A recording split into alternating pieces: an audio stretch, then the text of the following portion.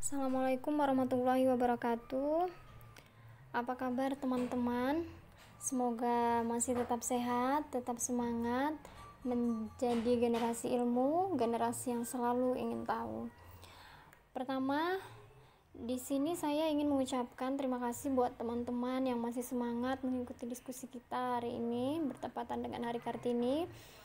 Meskipun di rumah aja, luar biasa bahwa teman-teman masih punya kesadaran untuk kita tetap bersilaturahmi, berdiskusi, dan belajar bersama. Baik, langsung saja di sini saya sudah menyiapkan PowerPoint untuk teman-teman bisa simak. Di sini saya tidak menjabarkan secara detail ya, sebab kita di sini sifatnya berdiskusi dan saya diminta menjadi pemantik sehingga materi yang ada di slide itu sifatnya umum dan akan kita ulas bersama. Silahkan bagi teman-teman yang mungkin punya ide yang lebih baik atau ada hal-hal yang dirasa perlu untuk dibahas, teman-teman bisa sampaikan melalui diskusi online kita pada kesempatan kali ini. Oke, jadi topik diskusi kita mengenai bagaimana manajemen pendidikan di tengah pandemi COVID-19. Sebab sebagaimana yang kita ketahui bersama bahwa pemerintah melalui surat edaran nomor 4 tahun 2020 membuat sebuah kebijakan darurat COVID dalam dunia pendidikan untuk belajar di rumah. Atau kalau dalam ilmu manajemen pendidikan ini kita sebut sebagai pembelajaran jarak jauh. Dengan adanya edaran tersebut tentunya akan merubah metodologi pembelajaran yang tadinya tatap muka dan di ruang yang dikondisikan untuk pembelajaran, namun saat ini kita harus menggunakan metode pembelajaran jarak jauh yang sangat bergantung sekali dengan akses teknologi ya. Sebenarnya di Indonesia sendiri metode pembelajaran daring atau jarak jauh ini sudah berlangsung sejak tahun 1950-an ya. Pada saat itu ditandai dengan adanya correspondent course for teacher ya, kemudian educational radio, jadi pendidikan melalui radio, dan semakin berkembang teknologi hari ini ada banyak sekali yang sudah mulai melaksanakan proses pembelajaran dengan metode pembelajaran jarak jauh. Ini kalau teman-teman tahu itu ada Ruang Guru ya yang cukup terkenal sekarang. Nah, ini adalah beberapa contoh lembaga pendidikan yang sudah menggunakan metode daring atau pembelajaran jarak jauh. Nah, apa sebenarnya yang menjadi persoalan kita hari ini dengan adanya kebijakan untuk pembelajaran jarak jauh? Di sini ada beberapa hal yang kemudian menjadi sorotan kita bersama. Yang pertama adalah persoalan sarana dan prasarana.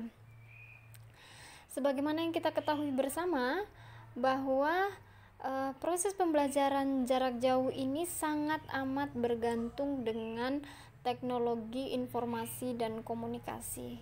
Maka ketersediaan fasilitas teknologi informasi dan komunikasi ini harus ada untuk bisa terjadi proses pembelajaran jarak jauh.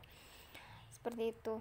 Nah, kondisinya sepertinya Indonesia belum siap gitu. 90% lebih bahkan lembaga pendidikan kita masih menggunakan metode lama, yaitu metode konservatif di mana menggunakan metode tatap muka.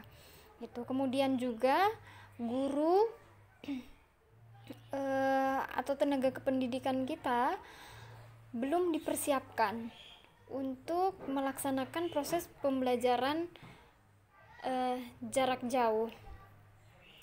Di sini, Kepala Pusat Teknologi Informasi dan Komunikasi mengatakan bahwa hanya sekitar 40% guru non-teknologi informasi dan komunikasi yang siap dengan teknologi.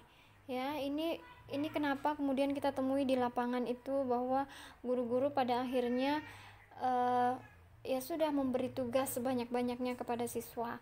Hal ini terjadi karena apa? Ketidakpahaman guru itu sendiri tentang bagaimana proses pembelajaran jarak jauh. Yang kedua adalah culture belajar peserta didik ya. Culture belajar peserta didik di Indonesia, ya, ternyata KPAI menerima sekitar 58% siswa di Indonesia mengeluhkan dan tidak suka belajar di rumah. Hal ini menunjukkan bahwa culture belajar atau budaya belajar siswa di Indonesia itu masih belum mandiri. Padahal untuk proses pembelajaran jarak jauh, kemandirian siswa ini benar-benar hal yang nomor satu gitu. Jadi siswa benar-benar harus aktif di dalam belajar. Nah, apabila kita lihat mayoritas di Indonesia ini masih belum senang belajar dengan sangat tergantung pada fasilitator, belum ada kesadaran untuk belajar secara mandiri. Ya, kita bisa lihat bersama ya, bahkan kita sendiri kadang kalau tidak ada tugas kuliah ya tidak belajar gitu, tidak baca buku. Kemudian yang ketiga adalah kerjasama antara lembaga pendidikan dengan orang tua murid. Jadi tidak adanya bukan sebagian besar orang tua murid itu menyerahkan sepenuhnya persoalan pendidikan pada pihak sekolah. Padahal syarat untuk proses pembelajaran jarak jauh ini peran orang tua sangat penting ya. Adanya kerjasama antara orang tua dengan lembaga pendidikan terkait itu sangat amat membantu dan sangat penting sekali gitu, karena orang tua nanti yang akan melakukan pengawasan terhadap anak dalam proses pembelajaran di rumah.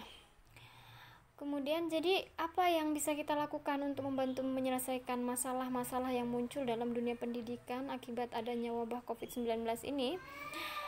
Jadi di sini pertama-tama yang mau saya tekankan bahwa ya ini kita harus sama-sama terlebih dahulu membangun kesadaran bersama, kesamaan persepsi bahwa kita tengah menghadapi bencana atau musibah COVID-19.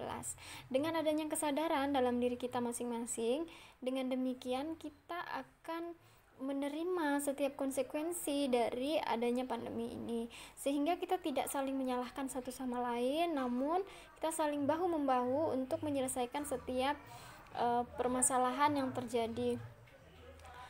Jadi ini penting ya, bagaimana membangun kesadaran. Menurut psikolog pendidikan anak Novita Tandri, ini membangun kesadaran itu penting. Kenapa?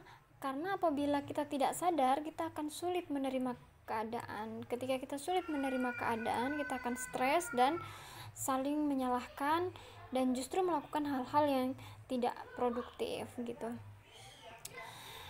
Kemudian yang kedua adalah bagaimana kita mendorong pemerintah, dalam hal ini Kemendikbud, Kementerian Pendidikan, untuk membuat suatu petunjuk teknis bagi tenaga pendidik tentang bagaimana proses pembelajaran jarak jauh. Karena masalahnya hari ini sebagian besar guru belum paham bagaimana melakukan proses pembelajaran daring. Yang berikutnya adalah membangun kesadaran bagi siswa untuk membentuk komunitas-komunitas belajar online ya, seperti yang kita lakukan saat ini dengan berkelompok, gotong royong. Tentunya masalah fasilitas akan semakin mudah kita atasi gitu. Jadi saya sangat mengapresiasi sekali ya kegiatan diskusi kita ini. Ada kesadaran belajar gitu, untuk bagaimana kita saling merangkul satu sama lain. Baik, mungkin seperti itu teman-teman yang bisa saya sampaikan pada kesempatan kali ini. Terakhir saya mengucapkan selamat Hari Kartini. Kita semua adalah Kartini bila kita peduli dengan dunia pendidikan, sebab tidak ada hal lain yang diperjuangkan Kartini melainkan mengentaskan kebodohan. Terima kasih. Billahi taufiq wal hidayah. Assalamualaikum warahmatullahi wabarakatuh.